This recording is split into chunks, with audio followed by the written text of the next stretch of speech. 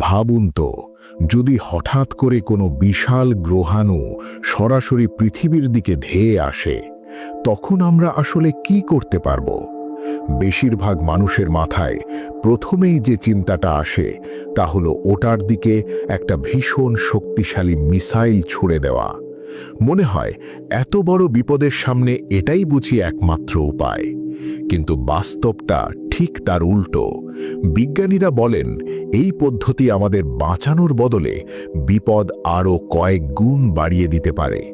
কারণ গ্রহাণুর ওপর মিসাইল আঘাত করলে সেটা পুরোপুরি ধ্বংস না হয়ে অনেক বড় বড় টুকরোতে ভেঙে যেতে পারে। তখন যে ধ্বংসটা আগে একটা নির্দিষ্ট জায়গায় হওয়ার কথা ছিল, সেটা ছড়িয়ে পড়বে পৃথিবীর নানা প্রান্তে। এর ফলে ক্ষয়ক্ষতির মাত্রা হবে অনেক বেশি এবং পরিস্থিতি হবে ভয়াবহ। শুধু তাই নয়, ওই ভাঙা টুকরোগুলোর একটা বড় অংশ পৃথিবীর কক্ষপথে আটকে যেতে পারে।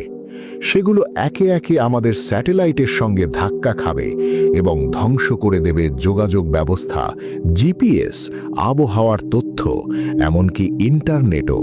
তখন কয়েক দিনের নয়, বছরের পর বছর পৃথিবী প্রযুক্তিগতভাবে অচল হয়ে পড়তে পারে।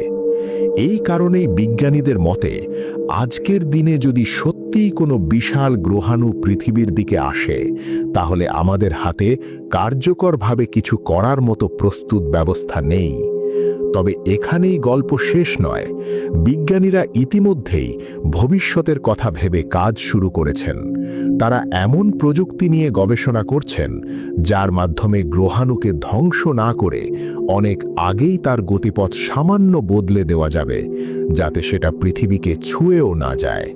হয়তো এই প্রযুক্তি এখনো পুরোপুরি প্রস্তুত নয়, কিন্তু এটুকু পরিষ্কার যে মানবজাতি চুপচাপ বসে নেই।